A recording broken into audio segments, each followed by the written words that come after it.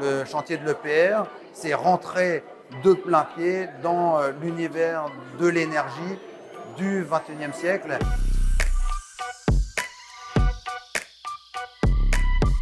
À date, le projet EPR de Penly, il a démarré concrètement dans les travaux il y a à peu près un an. On a 1000 salariés sur le chantier.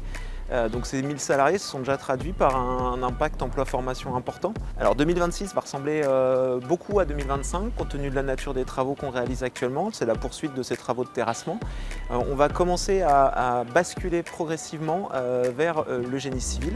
Donc il va falloir trouver beaucoup plus de monde. Donc ça veut dire trouver des personnes qui souhaitent rejoindre le chantier, qui souhaitent se former pour rejoindre le chantier. Les tensions spécifiques, c'est beaucoup sur les postes d'encadrement de chantier, sur les postes de chef d'équipe, chef de chantier, conducteur de travaux.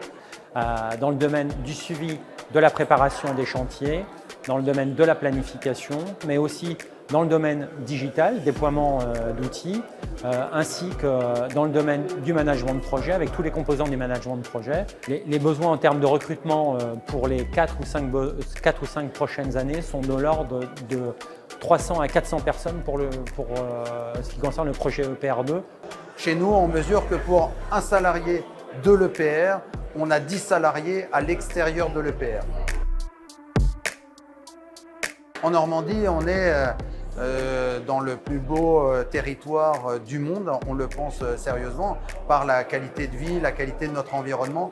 Il y a une attractivité aujourd'hui à la région qui fait que finalement, à la fois l'attractivité de la région et l'attractivité du projet, parce que participer à un grand projet de cette ampleur-là, c'est quelque chose d'incroyable pour un jeune technicien ou une jeune ingénieure, mais c'est aussi un moyen d'attirer des gens qui ont une autre expérience en dehors du nucléaire, qui voudraient rejoindre le nucléaire et mettre l'expérience qu'ils ont acquise sur d'autres secteurs d'activité au service du nucléaire.